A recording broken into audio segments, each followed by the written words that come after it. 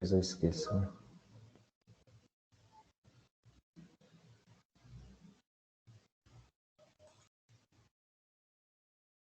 Bom, então está começando aqui a gravar. Então, olha só. Eu tive diversas dificuldades de conseguir fazer o Scilab rodar aqui na minha máquina usando o Linux, né, o Ubuntu 20.04. Então, para ser bem honesto, ontem é que eu consegui um mecanismo de fazer ele rodar sem a instalação, né, não consegui instalar para fazer ele rodar, mas enfim, agora ele está rodando aqui na máquina. Inclusive, para a turma de segunda-feira, eu falei que não tinha jeito de fazê-lo rodar porque não consegui instalar. Mas depois, pesquisando mais um pouco, eu descobri um recurso aqui que dá para rodar.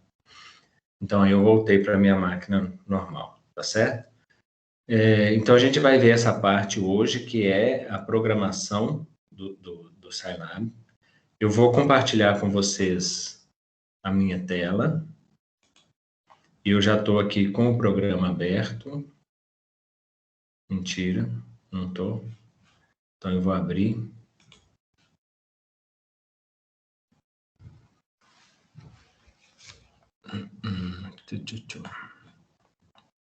Deixa eu fechar aqui.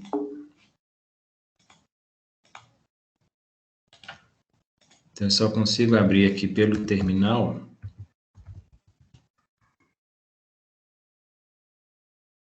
Isso. Bom, agora está aberto.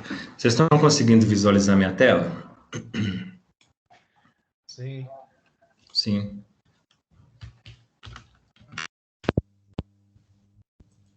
Então, tá bom. Então, olha só. Na aula passada... é só um detalhe aqui, gente. Eu vou fechar a minha câmera pelo seguinte... Ela já está fechada, né, inclusive? Tá. É porque, como eu estou usando aqui também o Teams online, então, para não... E a internet não tá grandes coisas, nada. Então, para não sobrecarregar demais, tá bom? Eu já estou usando o Teams online, o Scilab, então para não sobrecarregar muito. Onde é que está esse danado? Está aqui. Bom, então olha só, aqui nós temos aquele console, né? Que nós vimos aí na aula, que eu mandei no vídeo para vocês, daquela aula anterior. Só que é o seguinte, aquilo que a gente digita aqui no console, quando a gente fecha a máquina, a gente perde. Então, para desenvolver a programação no Scilab, nós vamos clicar nesse primeiro botãozinho aqui, ó, e aí ele vai abrir esse sinote.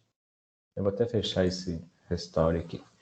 Então, é aqui, nesse módulozinho, é que a gente consegue digitar os programas que a gente precisa, e aí sim, a partir daqui a gente vai salvar. Depois que a gente tiver salvado o programa, toda vez que a gente precisar, basta a gente abrir, né? Fazer a abertura do arquivo aqui, tá certo? Então, de modo que toda vez que a gente for digitar um programa para guardar, é aqui que a gente vai fazer. E aí, ó, olha só, eu havia comentado com vocês que as variáveis aqui no Scilab, elas não possuem um tipo. Então, quando a gente vai declarar uma variável, a gente não precisa dizer se aquela variável ela é do tipo inteira, se ela é do tipo float ou se ela é do tipo caractere. Então, isso facilita muito na hora de começar a digitar os programas, porque basta a gente digitar a variável e atribuir um valor a ela. Por exemplo, antes disso, né, eu vou só comentar aqui, // é para a gente colocar um comentário, tá certo? Então, esse primeiro códigozinho aqui que nós vamos fazer vai ser a sequência de Fibonacci, só para a gente trabalhar com alguns comandos de repetição, tá certo? Sequência de Fibonacci. Já está lá. Primeiro comentário. Então, olha só, para a gente, a sequência de Fibonacci, para quem não está lembrando, né, é aquela sequência em que um determinado número da sequência é a soma dos dois últimos anteriores àquele número, tá certo? Dos dois antecessores àquele número. Então, a gente soma dois números, gera o próximo. Depois soma os dois últimos, gera o próximo, e assim por diante. Então, a gente vai ver como fazer essa sequência aqui. Então, ó, n aqui para gente já é a variável, ok? Então, estou criando aqui uma variável n e eu vou atribuir a essa variável n um valor, que vai ser o número dessa sequência, a quantidade de números da sequência. Então, nós temos o comando input. O que esse input faz? O input, ele dá entrada de dados na variável. Então, toda vez que eu quiser armazenar um valor numa determinada variável... Anderson, Oi. dá só um zoom na tela aí que tá um pouquinho ruim de ver, ou aumentar, ou expandir Melhorou? o programa. Isso, melhorou. Melhorou? Então tá jóia. Então, gente, esse comando input, ele vai armazenar o valor dentro da variável, tá certo? Então, toda vez que eu quiser dar entrada de dados, eu digito input, e aí ele atribui o valor a essa variável n, tá jóia? Então, vou colocar lá, digite... Estou colocando aqui somente o texto, né? Por isso que ele está aqui entre aspas. Então, digite um número. Assim, esse vou soltar um espaço aqui só para... Então, esse um número que eu estou colocando aqui é um número de valores que eu quero que apareça naquela sequência, tá certo? Então, significa o quê?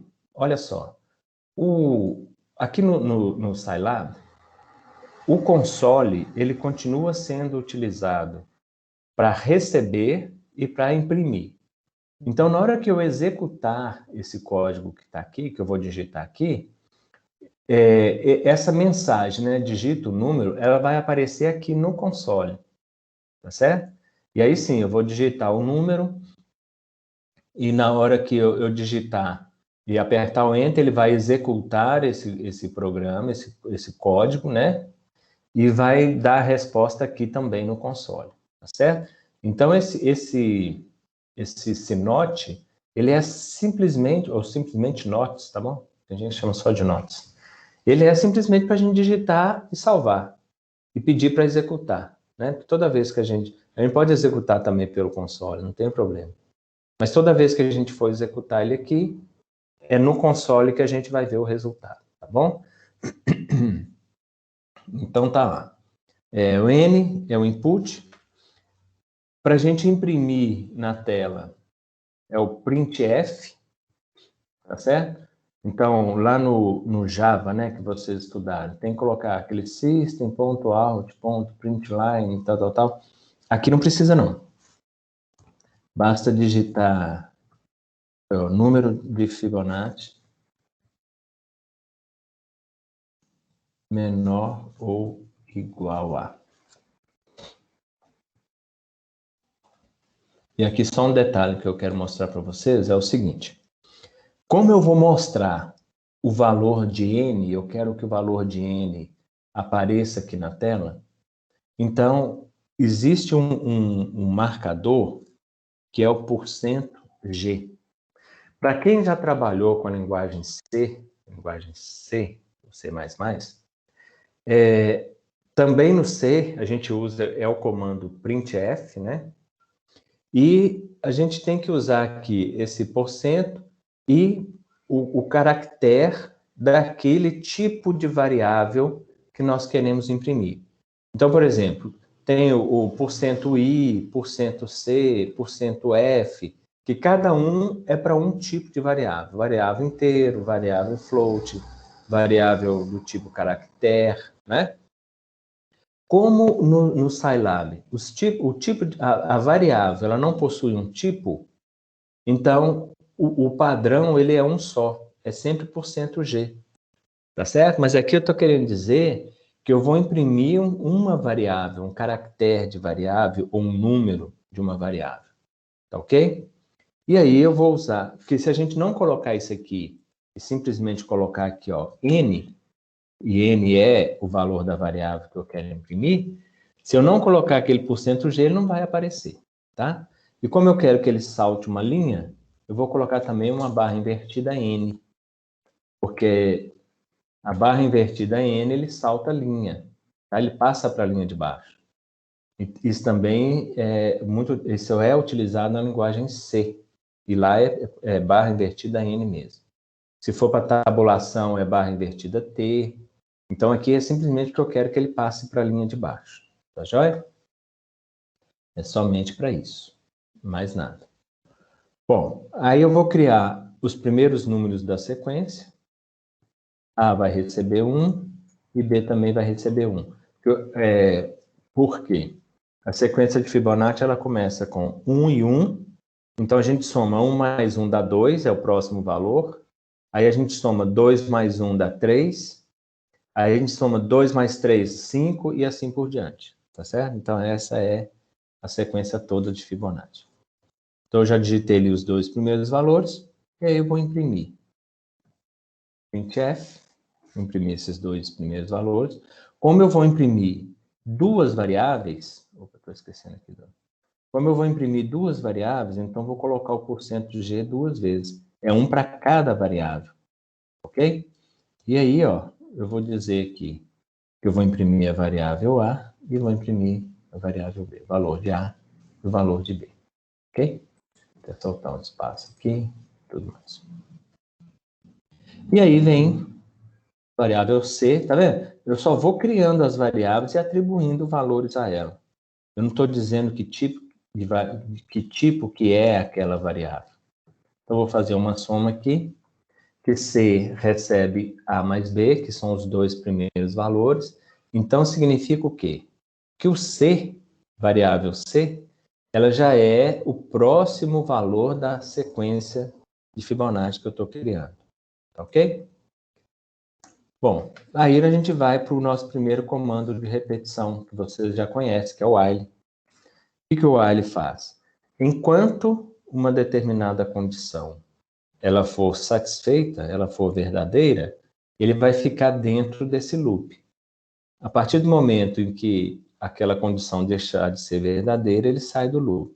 E aí, no caso, como o que nós colocamos aqui, ó, que n, valor de n, vai ser a quantidade de números da sequência, né? Ou nós queremos a sequência até o valor de n, então eu vou colocar, e como C é sempre a soma da sequência de Fibonacci, e é ela que é o sucessor da soma, então eu vou dizer que enquanto C for menor ou igual a n, ele vai fazer isso aqui, tá certo? Então já vou colocar aqui um int, para garantir que isso aqui não vai ficar de fora, e vou fazer a indentação aqui. Então vamos lá. Aí eu vou imprimir, né? Imprimir os primeiros, eu vou imprimir o valor de C. Então, se eu vou imprimir uma variável, eu tenho que colocar, %g, certo? Que eu vou fazer uma impressão aqui de um valor, e aí eu vou imprimir o valor de C. Ou seja, eu quero saber qual que é o próximo valor, né? E aí, com isso, ó, como é uma sequência, então, o próximo valor, então, é o C. Então, eu já imprimi o valor de C. E aí, nesse caso, então, o A vai receber o valor de B, que está aqui, que é o valor anterior. Então, A vai receber B. Opa! E o B vai receber o valor de C. É o valor seguinte, né? E, novamente, eu vou fazer a soma. Que C, então, o que ele recebe? Ele recebe o valor de A mais o valor de B. Recebe A mais B. Aí vai calcular o próximo elemento de Fibonacci. Ou seja, é um códigozinho muito simples, é só isso, né? Já acabou aqui, tá certo? Então ele já está pronto. E o objetivo aqui nem é falar da sequência de Fibonacci, né? Não é o nosso objetivo. É só mesmo para a gente ver esses primeiros comandos, né? Então, vou passar aqui linha por linha, fazendo o comentário, né? E aí, se vocês tiverem alguma dúvida, tá, gente? Vocês podem dar o grito aí, porque eu não estou, como eu estou com a tela compartilhada, eu não estou vendo o que está acontecendo lá no Teams. Então, olha só, fazer um comentário é barra barra, aí vocês vão observar que ele vai ficar verde, né? Isso aqui sempre vai ser quando tiver um comentário, ok? E aí, ó, eu crio a variável e dou entrada nessa variável através do comando input. E tudo bem, vou digitar aqui alguma coisa. Na hora que eu for rodar isso aqui, ele vai me perguntar, né? Vai pedir para eu digitar o número, eu vou digitar, ele vai dar entrada, ok? E aí eu vou imprimir esse valor. Então, para imprimir... Professor, só Oi, uma dúvida, hein? No sim, final dessa pergunte. frase do printf aí, número de Fibonacci, esse barra N é entre aspas mesmo ou é fora? Não, não, esse barra N aqui é dentro da aspas. Dentro da aspas. Mesmo assim vai pular a linha. Ele vai pular a linha. Por quê? Ele vai fazer o que tiver dentro da aspas. Entendeu? Das, Então, ó, beleza. como ele está somente imprimindo, por exemplo, vamos supor que eu queira soltar mais uma linha. Então, um recurso, eu só vou fazer uma mudança aqui para te responder aqui. Então, um recurso seria, por exemplo, eu colocar só o printf, só o printf. Mas aí eu tenho que colocar aspas barra N. Aqui ele vai soltar mais uma linha, tá vendo? Ah, certo, entendi. Né? Então, Beleza. o porcento, ó, a barra invertida N, ele sempre vai soltar a linha, mas tem que estar dentro de um printf. Então, aqui, como ele vai executar o que está dentro da aspas, e eu quero que dentro da aspas também ele solte uma linha, porque o que está acontecendo aqui? Ó? Tá vendo que na primeira linha eu simplesmente pedi, digite um número. Eu vou digitar esse número. Se eu não colocar esse barra N, ele vai imprimir o N na mesma linha que tiver o número que eu digitei. Entendeu? Então, por isso que eu coloquei Entendi. ela aqui, simplesmente para ele passar para baixo. Mas a sua pergunta é se ele é dentro da aspas, né? Isso. Então, ele fica sempre dentro de aspas. Pode ser juntamente com o texto ou pode ser só ele também, mas sempre dentro, tá? Aí sim, imprimir, eu já sei que a sequência de Fibonacci, os dois primeiros valores, todos dois são iguais a 1, né? É 1 e 1. Então, A está recebendo 1, B está recebendo 1 também. E aí eu vou imprimir o valor de A e o valor de B. Então, por isso que tem %G. Lembrando novamente, padrão do Scilab, sempre %G. Aqui a gente não vai ter outro tipo de caractere para imprimir. Por quê? Porque a variável do Scilab não tem tipo, tá? E aí sim, eu tenho que separar por vírgula. Lá no Java, se vocês recordam bem, no lugar da vírgula tem que colocar o mais, né? Coloca aspas, mais, aí a variável que você vai imprimir. Aqui é vírgula, tá certo? E aí sim, fiz a soma, o valor de C recebe A mais B, entro nesse loop, nesse while, enquanto o C for menor do que N, ele vai imprimir o valor de C, atualiza, né? O A recebe B, B recebe C, recalcula e vai ficar aqui dentro até a sequência, ok? Simples, né? Então, ó, aqui eu vou salvar. Vou escolher uma pasta que não quero salvar dentro do Scilab. Vou escolher aqui, salvar dentro dessa pasta Dropbox aqui.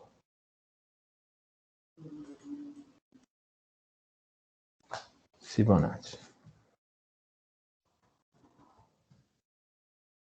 Meu nome lá, Fibonacci. Ok. Aqui eu vou executar, tá vendo? Aqui tem o botãozinho chamado executar. Então, se não tiver nenhum errinho, ele vai executar. Ah lá, executou. Digite um número. Então, eu vou digitar. Meu mouse está aqui, ó. Vou digitar um número. 10, por exemplo. Aí, ó. Então, ele imprimiu a sequência de Fibonacci. Aqui eu não estou conseguindo fazer o número, a tela aumentar, tá, gente? Depois eu vou ter que ver por quê. Tem que ter outro caminho. Mesmo que esteja pequeno aí, vocês fazendo um esforço, porque eu não consegui aumentar aqui. Então, tá aqui, tá vendo? A sequência Fibonacci. 1, 2, 3, 5 e 8. Porque eu quero a sequência de Fibonacci, número de Fibonacci menor ou igual a 10. Então, o próximo número vai ser a soma de 5 com 8, que dá 13. Então, aqui, obviamente, passou, né? Então, por conta disso, ele não vai imprimir, tá? Deixa eu cantar aqui. Deixa eu minimizar isso aqui. Fechando essas outras telas aqui. Coisa que eu não preciso está aberta aqui à toa. Um monte de coisa aberta aqui. Então, ó, vou digitar aqui. Sumiu minha tela. Muito estranho. Sumiu, não estou achando ela mais aqui. Vou fechar e abrir isso tudo aqui de novo.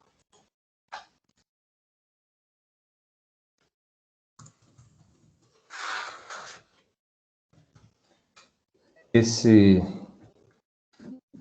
Scilab está dando muito problema aqui no Linux. Tá vendo? Começar tudo outra vez.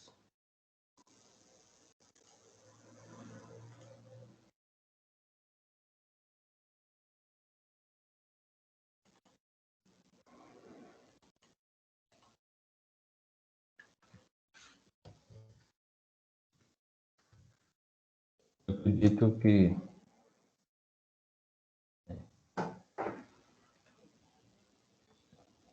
então, ele está lá. Eu vou abrir aquele que eu acabei de fazer. Salvei ele dentro de Dropbox. Fibonacci. Ok. Tá aqui. Tá vendo? Então, ó, agora eu vou rodar de novo. Isso. Agora digite um número. Tá me pedindo o número. Vou digitar aqui 100, por exemplo. Então, ele fez a sequência de Fibonacci para valores menores do que 100, né? Até 100, no caso. Ok? Tudo bem, pessoal? Deu para... Eu não sei se é aqui. Depois eu vou ter que ver. Um dia que eu consigo aumentar aqui no console. Então, eu não estou conseguindo aumentar agora, não. Bom, tranquilo, gente? Alguma dúvida? Tranquilo. Tranquilo. Beleza. Então, agora, ó, vou abrir aqui uma nova aba para a gente começar a trabalhar com as matrizes, né? Então, já que nós já vimos aqui alguns comandos básicos, então vamos começar aquilo que nos interessa, que é aquilo que a gente vai precisar, né, para desenvolver o código, principalmente nessa primeira parte, que é sobre sistemas lineares, né? Então, ó, vamos começar aqui criando uma matriz quadrada qualquer. Então, eu vou começar aqui com um comentário, né? Criar matriz, não, criar matriz, não precisa ser quadrada, não necessariamente quadrada. Inclusive, não vou colocar aqui só o valor de n, não. Vou pedir o valor de n, ó, para dar entrada input. Aí eu vou colocar lá, digite o valor de n. Bom, então eu estou simplesmente pedindo para ele digitar o valor de n. Vou soltar o espaço. E vou criar uma outra variável m, porque aí, como ela não vai ser quadrada, né, eu posso criar uma matriz 3x2, 3x4, coisa do tipo. Digite valor de m. Bom, então tá aqui. Então, lá na tela vai aparecer ele me pedindo o valor de N e me pedindo o valor de N, né? E aí, veja bem, M é a quantidade de linhas, N, né, é a quantidade de linhas, e M de Maria, a quantidade de colunas. Então, como nós vamos criar matrizes, eu vou criar um for, vou soltar uma linha aqui só para... Então, ó, for, ali já colocou o end para mim, né, que bacana. Então, vai ficar I recebe 1 até N. Aí eu quero fazer um comentário aqui, o seguinte. Para criar esse for, vocês viram que eu coloquei que I começa em 1.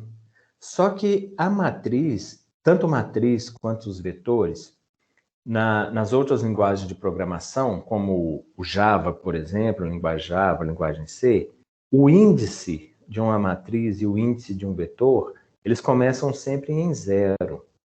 Mas aqui no Scilab, ele sempre vai começar em 1, tá? Scilab e MATLAB, o índice começa sempre em 1.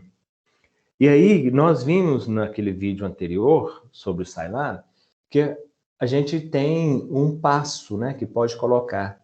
Ou seja, de quanto em quanto é que eu quero criar aqueles elementos.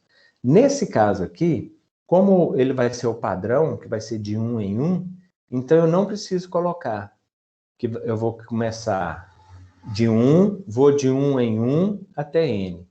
Porque o 1 em 1 já é de 1 em 1 já é o padrão, então basta eu dizer, começa em 1 e vai até N, tá certo? Só isso. Bom, e aí então esse for do I é referente ao número de linhas que eu quero da matriz. E eu vou ter então um for de J, que vai até M, que é referente à quantidade de colunas da matriz, tá certo? Então já tem aqui M e N. Abaixo aqui, tá. Aí sim. Então agora, ó, basta eu criar a matriz. Vou criar uma matriz A. Essa matriz A, ela possui índice I e índice J, tá certo? E o que esse índice I e J vai receber? Como eu vou digitar os elementos da matriz para essa primeira, tá certo? Inicialmente eu vou digitar. Então eu tenho que usar o comando input.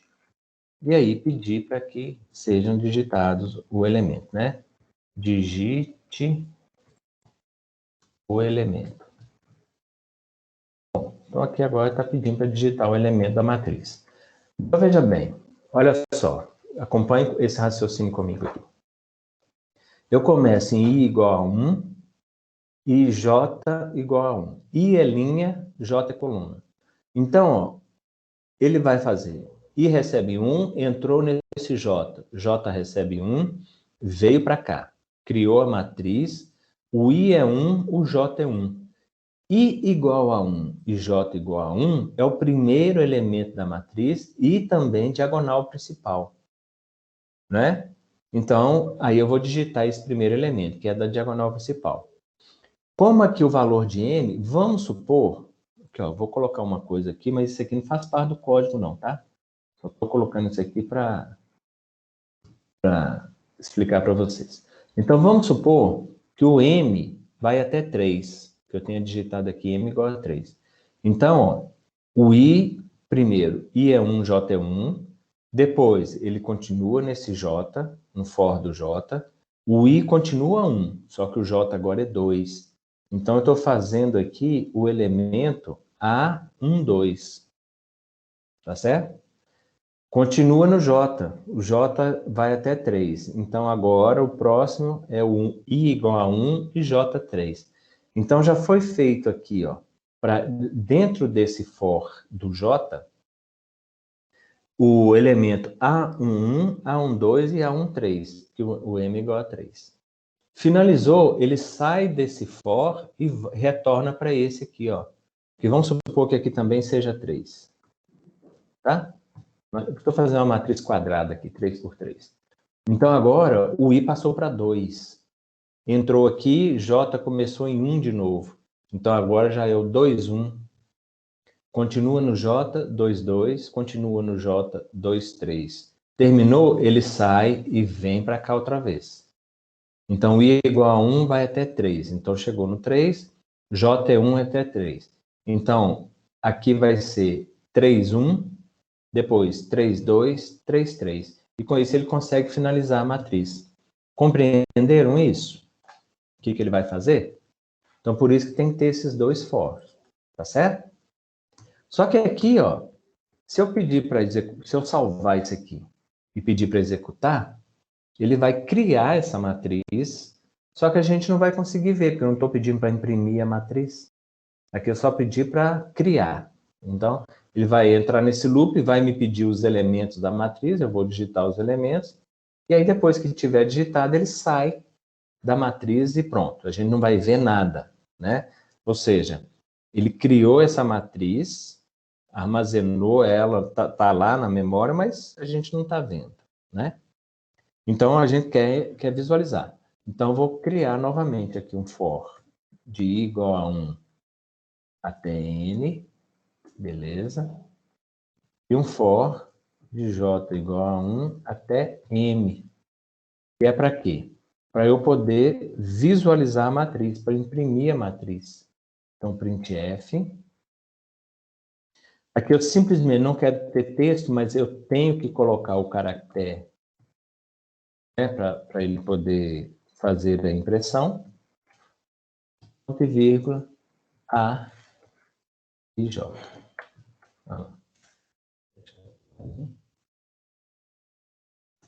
Vou fechar esse end aqui. Então tá aqui, ó. Vou só tirar esse espaço em branco. Isso. Então, ó, da mesma forma, mesmo esquema. Só que aqui está me pedindo a matriz. E aqui ele vai imprimir na tela, né? Então, entrou no for do I, I é 1, J é 1. Então, quem que ele vai imprimir? A11. Então, ele imprimiu o elemento A11. Continua no for do J, porque aqui eu estou considerando 3, por exemplo, né? Então, aí ele vai imprimir o elemento A12. Depois, continua no for do J, vai imprimir o elemento A13. Aqui ele sai... Opa, aqui, ó, um detalhe. O que vai acontecer se ficar assim? Ele vai imprimir aqui, numa linha. Então, ele sai e vai continuar imprimindo na mesma linha. Então, vai ficar todos os elementos numa linha só. Então, eu tenho que passar para a linha de baixo, né? Para passar para a linha de baixo, estão lembrados o que é? Barra invertida, N, somente, né? Então, isso aqui ele passa para a linha de baixo. Então, ele imprimiu a primeira linha, na hora que ele sair desse for, ele passa para a linha de baixo, ele pula uma linha e começa do I novamente, lá. I igual a 1, aí o I passa para 2, na verdade, o J começa em 1 de novo, e assim por diante. Olha só como é que é fácil, tá vendo? Então, é muito simples trabalhar no Scilab com vetores e matrizes. Aqui eu estou criando uma matriz. Agora, se eu quisesse criar um vetor, eu teria um único for, né? E aqui um único índice, não teria os dois índices. Aqui é porque eu estou usando o índice de linha e o índice de coluna. No caso do vetor, ele só tem o índice da coluna, né? Da posição daquele vetor, né? Tá certo? Então, seria um único for, e não dois, do jeito que está aqui. Tá certo? Depois aqui eu crio, a gente pode até fazer para vocês verem como é que é. Então, ó, eu vou salvar na pasta Dropbox, vou dar um nome aqui de matriz.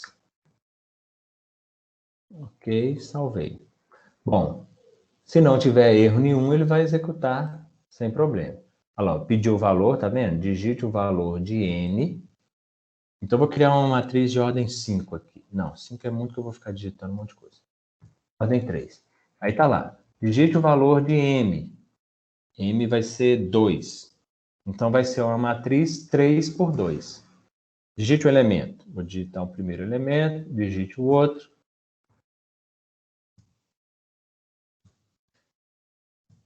Tá vendo que ele mostrou que a matriz 3 por 2? Número N é 3 e M é 2. Então, ela tem 3 linhas e 2 colunas. A matrizinha aqui, ó, 3 por 2. Tranquilo? Esse aqui eu... Tranquilo.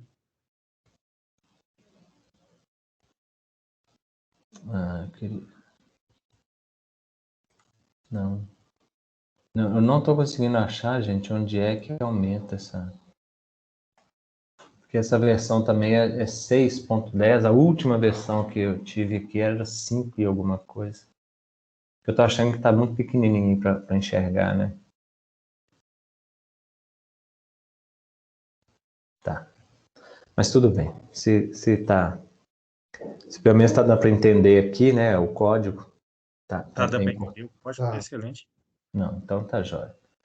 Então agora, por exemplo, eu vou executar de novo aqui, mais uma vez. Agora vai ser uma matriz 5 por 5, tá? Então eu vou digitar todos os elementos, ó. Lógico que existe uma maneira da gente pedir para ele imprimir isso aqui de forma automática, né? Sem eu ter que ficar. Mas aí, ó, criou a matriz 5 por 5, tá vendo? 5 linhas, então aqui as linhas e as 5 colunas aqui. No caso dos métodos que vocês vão implementar, aí não tem jeito, né? Vocês vão ter que digitar mesmo os elementos da matriz. Então vai ter que ser mais ou menos desse tipo aí mesmo, pedir para que seja digitado o elemento, né? Porque a matriz vai ser dada para vocês. Já vão entregar a matriz, que normalmente vai ser aquela mesma que está lá no exercício, no livro e tal. Inclusive, vocês poderão utilizar o código de vocês para resolver exercícios da lista, né? Vocês não precisam ficar, às vezes, digitando tudo. Só que aí, veja bem, não há como ele adivinhar quais são os elementos. Então, é trabalhoso? É. Ficar digitando elemento por elemento. Mas só que aí, nesse caso, não tem jeito da gente fugir disso, né? Agora, acontece também que, às vezes, em determinados experimentos, que você precisa de uma matriz, simplesmente de uma matriz randômica, né? A gente quer uma matriz que eu não tenha que ficar digitando os elementos. Eu quero uma matriz criada randomicamente. Nesse caso, o que a gente faz? Nós vamos substituir essa linha aqui, ó, onde está sendo pedido para inserir um valor. Eu não vou inserir um valor ali, porque eu quero que o valor seja inserido de forma randômica. Então, eu não tenho que ficar digitando. Ó, um rand. Esse rand é o comando de randômico. Ele vai criar um número randômico entre 0 e 1. Tá? E aí, acabou. Eu vou salvar aqui. Acabei de modificar a matriz. Vou rodar de novo. Tá vendo que tá aparecendo aqui embaixo, gente? Eu vou fazer um negócio aqui. Aqui no início, ó, eu vou colocar um comando CLC. É só para ele limpar a tela antes, tá? Na hora que ele for rodar, ele limpa a tela e vai aparecer sempre lá em cima. Então, esse comando CLC, ele limpa a tela. Aí, ó, limpou a tela e apareceu aqui em cima, tá vendo? Então, ó, eu vou colocar aqui, eu quero 5 linhas e 4 colunas randômicas. Aí, ó, ele criou. Então, vocês podem olhar, ele tem 4 linhas e 5 colunas de números entre zeros e uns. Aqui, ó, os números estão entre 0 e 1, tá? Então, agora, já que agora é ele que está criando, não sou eu que estou digitando, eu vou exagerar aqui, né? Eu quero uma matriz agora 10 por 10, randômica. Olha lá. Ficou meio embolado os números aqui, mas se vocês tiverem a paciência de contar depois, vocês vão ver que tem 10 linhas e tem 10 colunas. Uma matriz randômica 10 por 10, tá? Então, ó, mas aí vamos supor o seguinte, às vezes a gente realmente precisa de números que sejam aleatórios, né?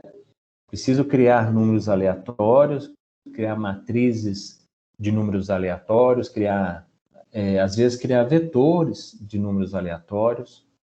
Só que o rand, esse comando rand, sempre ele vai criar entre 0 e 1, tá ok? Mas vamos supor que eu queira números que sejam maiores do que 0 e 1. Então, eu posso, por exemplo, usar um comando aqui, inclusive, aqui, ó, chama fix. Esse fix, ele pega a parte inteira, tá? A parte fixa do valor. Só que a parte fixa aqui do RAND, ele é sempre 0, né? Ele é 0, alguma coisa, sempre. Então, se eu simplesmente colocar que eu quero fix, ele vai pegar tudo 0. Então, para evitar dele pegar o valor 0, eu vou multiplicar isso aqui 6 vezes, por exemplo. 6 vezes o valor randômico, né? E vou pegar essa parte fixa e vou somar mais 1 a esse valor.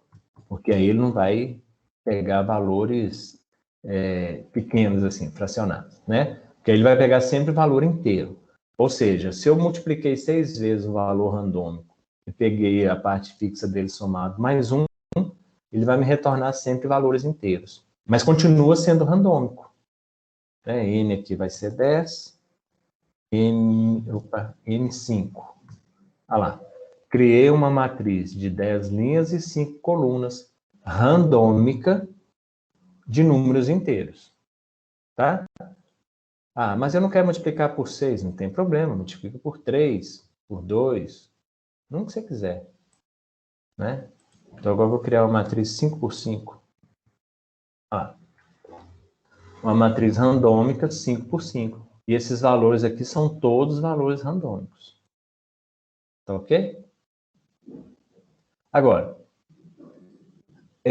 além disso, né, o que a gente vai precisar, por exemplo, né, o que vai ser utilizado em métodos? Naqueles métodos de decomposição, vou voltar, vou pôr um 8 aqui. Naqueles métodos de decomposição, nós vamos precisar de matrizes triangulares, né? Vai ter matriz triangular superior, vai ter... Aí, ó, criou. Vai ter matriz triangular superior, matriz triangular inferior, não é? Então, como que a gente faria, ou como que seria, para a gente criar uma matriz triangular? Matriz triangular superior, matriz triangular inferior, criar uma matriz diagonal, né? Criar uma matriz identidade. Então, como que a gente faria isso? É simples, basta a gente fazer uma verificação com relação aos índices dessa matriz. Verificação como? Veja bem. Se a gente for observar, vamos pegar aqui o primeiro elemento dessa matriz. Vai ser 1, 1. Ou seja, o I igual a 1 e J também igual a 1. O segundo elemento vai ser I igual a 1 e J igual a 2. O terceiro é I igual a 1, J igual a 3. Então, vocês observem que na primeira linha, o I mantém fixo e quem aumenta é o valor de J. Então, se, por exemplo, eu quiser uma matriz triangular superior, eu vou ter que verificar se o valor do índice J é maior do que o valor do índice I. Vocês concordam? Que eu vou ter que fazer isso? Então, eu vou verificar aqui, ó, se o valor de I ele for menor ou igual ao valor de J, então significa que esse elemento aqui, ele é um elemento da diagonal inferior, né? Ó, se ele tiver desse jeito aqui, ó. Se o I for menor do que o J. Se eu pegar, por exemplo, valores de I, vou inverter aqui, ó, maiores, desculpa, tá, gente? Eu falei o contrário aqui. No valor, se o I for menor, significa que os elementos estão acima. Então, ela é triangular superior. Agora já confundi, nem sei se eu tinha falado superior ou inferior. Mas eu acho que eu falei invertido. Então, ó, se o I for menor, significa que esse elemento está abaixo da diagonal principal. Se o J for maior do que o I, significa que os elementos estão acima da diagonal principal. Então, essa é a única verificação que eu vou fazer aqui. Né? Agora, se não, ou seja, o else, se isso aqui acontecer, faça isso. Se não o quê? Se os elementos, se o i for maior, então eu estou na diagonal abaixo. Então, aí ele vai receber 0, né? Porque a matriz diagonal é assim, né? É matriz triangular. Os elementos fora daquele escopo que eu estou querendo, eles são iguais a 0, né? E se ele for igual, tá vendo? Por isso que o igual tem que contemplar aqui, ó. Porque se i for igual a j, então significa que eu estou na diagonal principal, tá? Só um detalhe aqui, eu vou comentar essa linha, por quê? Porque uma matriz triangular, ela é uma matriz quadrada, né? Então, esse m aqui eu vou passar para n. Vou colocar o n porque a matriz agora é quadrada. Então, eu preciso só do valor de n. Né? Não vou precisar mais valor de n e de m. Eu só preciso do n. Então, tá lá. Salvei. Opa, deu um erro, tá vendo? Então, deu um erro aqui. Vamos achar esse erro. Deu um erro lá na linha 20. Erro na linha 20. Ah, aqui, ó. É porque não coloquei um end aqui, ó. Olha lá. Deu um erro lá na linha 20, mas o erro está aqui, né? Porque eu fiz esse for, fechei com end aqui. Esse outro for, fechou com end. If, else, end. Por isso. Então, vamos lá. Isso, agora rodou. Vamos pegar aqui 10 de uma vez. Olha lá, ele criou uma matriz triangular superior randômica, né? Ela é uma matriz randômica. E os elementos estão acima da diagonal principal, tá vendo? Então, existem elementos na diagonal principal e acima dela. E os elementos abaixo da diagonal principal são todos iguais a 0. Então, tá aí a nossa matriz triangular superior. E se for matriz triangular inferior? Basta inverter esse sinal aqui, né? O que era menor passa a ser maior. Porque aí, observem que no índice aqui da matriz, todos os elementos que estiverem abaixo da diagonal principal, o índice I vai ser maior do que o índice J, não é? Conseguiram enxergar isso? Então, agora eu vou digitar o valor de N, também é 10. Olha lá. Agora ele criou a matriz triangular inferior. Simples, né? E se for... Oi, alguém... Pode, por favor, só porque o meu aqui tá dando uma diferençazinha. Como é que é? No código? É, só para eu ver aqui o que tá dando Sim, diferença no meu. tá. Ah, você está fazendo o código junto? Tá, é porque Ah, o meu aqui não bacana. tá pegando, não tá ficando todos que estão zerando, não. Não, beleza. Acompanha aí, ó. Você fez o primeiro for de I, correto? Isso, Fez o for do J. certo. Aí você verificou, né? Você fez o if, aqui sendo menor ou, maior ou menor, né? Vai depender se é superior ou inferior. Isso. Isso. Agora observe aqui, os seus dois for estão para até N. Achei, foi no último for lá, eu não mudei para M, não. Ah, tá. Então aí você pode comentar a sua linha do M. Vou testar aqui para ver. É.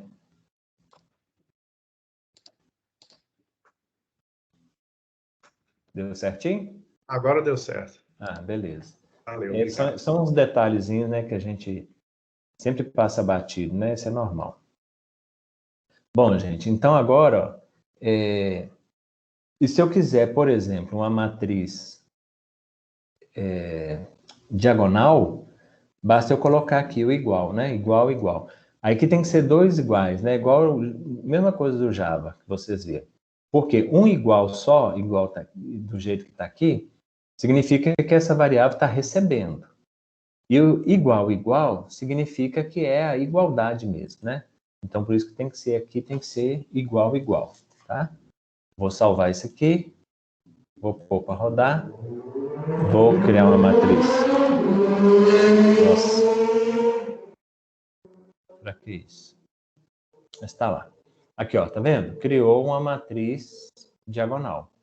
Ou seja, ele só criou elementos se o I for igual a J. E o valor, os outros valores estão de fora. E se for matriz identidade, mais fácil ainda, né? Porque aí eu coloco um aqui, vou comentar o restante. Tá, aqui, ó, coloquei um. Então, não estou gerando número randômico, eu quero a matriz identidade. Então, significa que se eu estiver na diagonal principal, aquele elemento vai receber 1. Vou criar uma matriz tamanho 20. Lá. Tá vendo? Criou uma matriz tamanho 20, de ordem 20, 20 por 20, e os elementos da diagonal principal são todos iguais a 1. Certo? Como eu não quero isso aqui, eu vou voltar para o fixo aqui. Ok. Então, gente, olha só, com um único código pequeno aqui, que é criar a matriz e imprimir a matriz, já dá para vocês poderem trabalhar com aquele código. Inclusive, eu quero voltar nele aqui. Só um momentinho aí, tá? Deixa eu pegar aqui as minhas notas. Métodos. Sistemas. Cadê? Sumiu. Sumiu não. Tá aqui. Sistemas lineares. Tá aqui. Aqui, ó. Voltando aqui.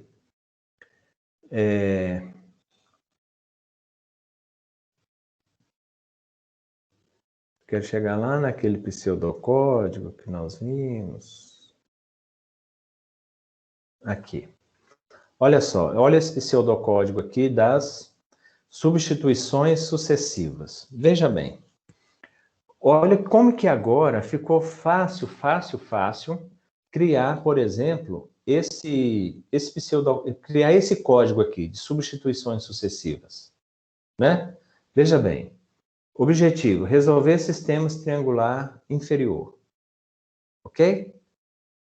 Lx é igual a C, né? L de x é igual a C pelas substituições sucessivas. Isso aqui são comentários, né?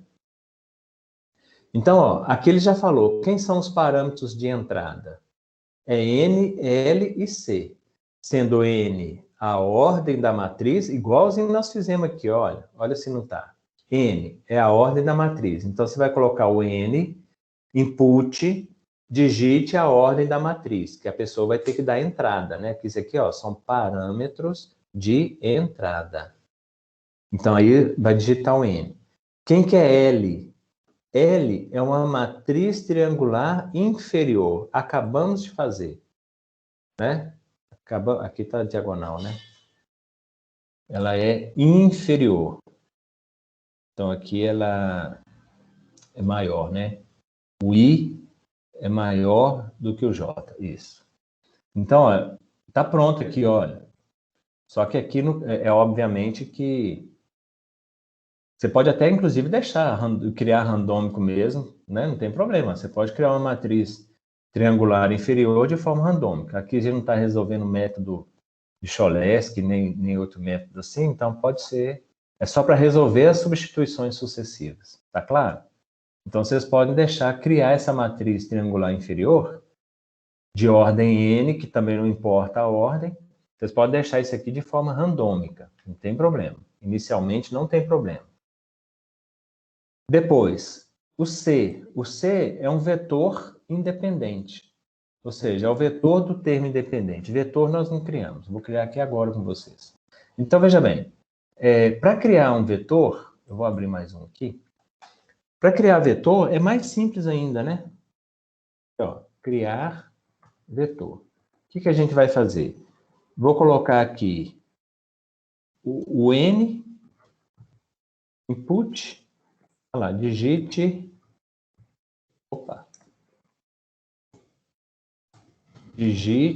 o número de elementos.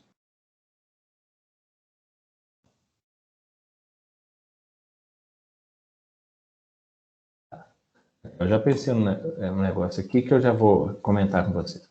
Digite o número de elementos. Então, você vai lá e vai digitar 3. Beleza.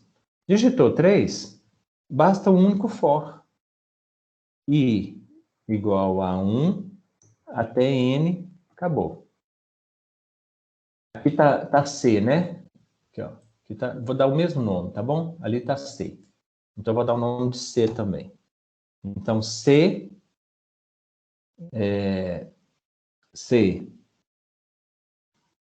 índice I, recebe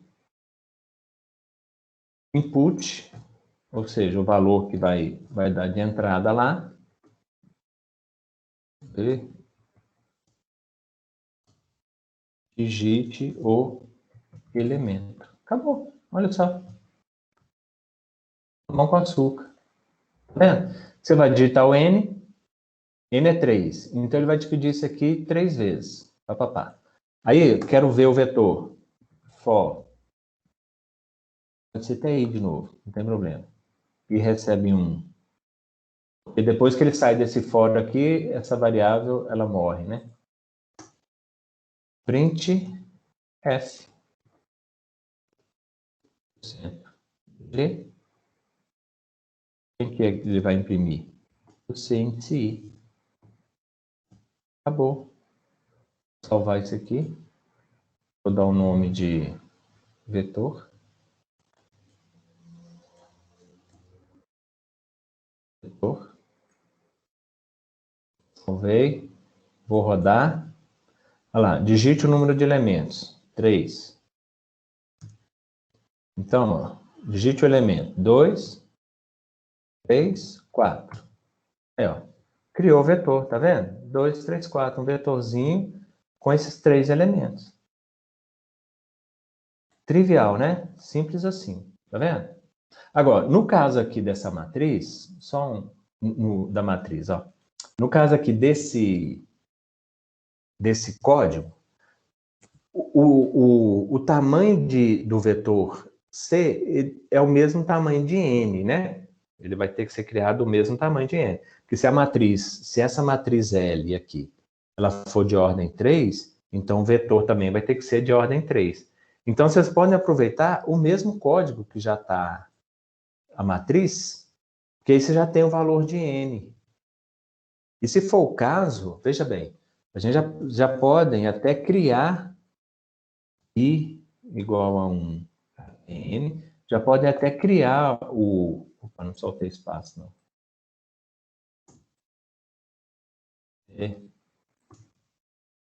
Já podem até criar o vetor também de forma randômica. Aqui, ó.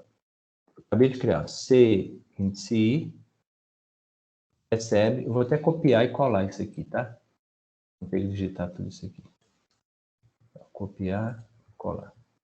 Bom, então aqui, ó, criei um vetorzinho. Esse vetor tem tamanho N, é a mesma dimensão que está aqui. E também criei ele randômico. Só vou mudar aqui para não ficar, não correu. Tá vendo? Então aqui eu imprimi a matriz. Então eu vou imprimir mais uma linha em branco aqui, ó. Barra invertida N. E agora eu vou pedir para imprimir o vetor. Só para a gente conseguir visualizar o vetor ali, tá?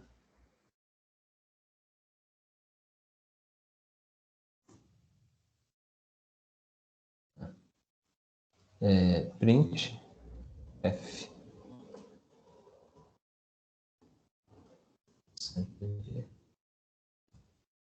Sente-se.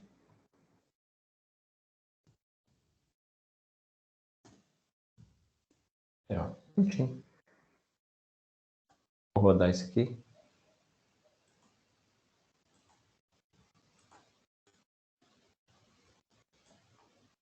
Opa, deu um erro aqui. Na linha 35, vamos ver. Ah, aqui tem 2 end, eu não vi aqui. Ó, digite N. Em 10. Olha lá, tá vendo? Ele criou essa matriz triangular inferior, está aqui, inferior, e já criou um vetor também de 10 posições, ó. 1, 2, 3, 4, 5, 6, 7, 8, 9, 10, tá lá. Vetorzinho de 10 posições. Tá vendo? Simples assim. Então, no mesmo código, olha só, no mesmo código que está aqui, já fizemos praticamente tudo isso aqui, ó. Já criamos o N, que é a ordem. A matriz inferior já está lá, né? O vetor independente também está aqui. Aí é só fazer isso aqui. Criar um vetor, como é que fala? O vetor de soluções aqui, né? O x1, ele recebe C1 sobre L1. Aqui é um for, tá vendo? Para ir de 2 até n, faça. O n já está aqui. Por que 2? Porque o 1 já foi aqui, tá vendo? Então, a gente não vai começar do 1, a gente já vai começar do 2. Soma recebe 0, mais um for aqui dentro, ó, for de j de 1 até i menos 1. Variável soma recebe soma mais L e J vezes XJ. Ó, acabou. Tá prontinho o pseudocódigo. Né? Só mesmo transcrever isso aqui.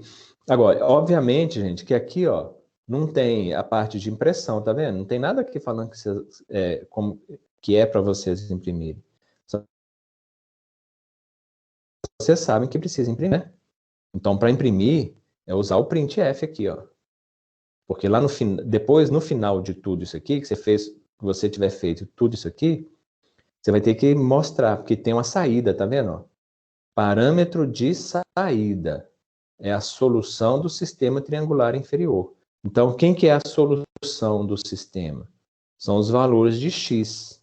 Se n for 3, então, quem que é a solução?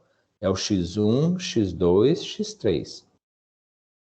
Se o n for 5, x1, x2, x3, x4, x5. Então, isso aqui é o parâmetro de saída, é o x, que é a solução do sistema.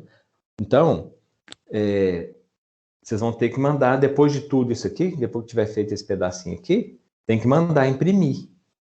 Usando quem? O print. E como a solução aqui é um vetor, nem precisa ser for de for, tá vendo? Olha que mamãozinho com açúcar. Vai ser só o for aqui, ó. For x índice i, do jeito que tá aqui, né? Ó. Aqui, ó. Já tá pronto. Só copiar e colar. Então vai ser um for do print, né? Um parâmetro %g, x, aqui tá com o nome x, né? X índice i. Acabou. A única coisa que tem que fazer que não está aqui é esse for aqui, ó, com uma única linha dentro do for, pedindo para imprimir esse vetor solução. Tá? Tudo bem, gente? Vocês entenderam? Ficou ou não ficou fácil? Fala a verdade. Tá tranquilo. Não é? Agora ficou fácil, né? Substituições retroativas, que é aquele... Agora eu vou pedir vocês fazerem até os dois. Eu havia pedido só um, né? Agora vocês vão fazer para mim. Eu tinha pedido os dois mesmo. Ah, já havia pedido? Ah, não. Então tá. Então mantém, né? Então aqui, ó, substituições retroativas. Mesma coisa, olha. Só que aqui agora é matriz triangular superior. Veja bem, matriz triangular superior, né? E já está tudo aqui. E assim por diante. Olha só. Agora realmente ficou muito tranquilo, né? Tá certo? Alguma dúvida? Vocês querem perguntar alguma coisa? Reclamar de algo? Fiquem à vontade. Acharam que ficou fácil demais? Quer um código mais complicado? A gente faz Deixa a gente fazer isso primeiro, né? Ah, não, professor, isso aqui ficou fácil demais agora, complica esse negócio. Aí a gente pode fazer em Fortran, né? Uma linguagem Fortran. Jesus amado. Não disso não. Nem eu quero esse negócio. Gasta não. Nem eu quero isso para mim. Bom, gente, então é isso. Tá? Vou até encerrar mais cedo aqui. E aí é o seguinte, na aula que vem, então, a gente já continua com os métodos mesmo, tá bom? A minha intenção era mesmo dessa aula ser gravada também, ter passado para vocês na semana passada. Só que eu tive uma série de dificuldades para fazer esse Scilab rodar aqui na minha máquina. Então, por isso acabou que atrasou. E aí também, falar, agora também já não compensa mais. Eu prefiro dar a aula e mostrando, fazendo na hora, né? Mas é isso, tá? Esse aqui é o códigozinho bem simplesinho. Vai estar gravado aí na aula, né? Durante a aula. Vou interromper aqui o compartilhamento.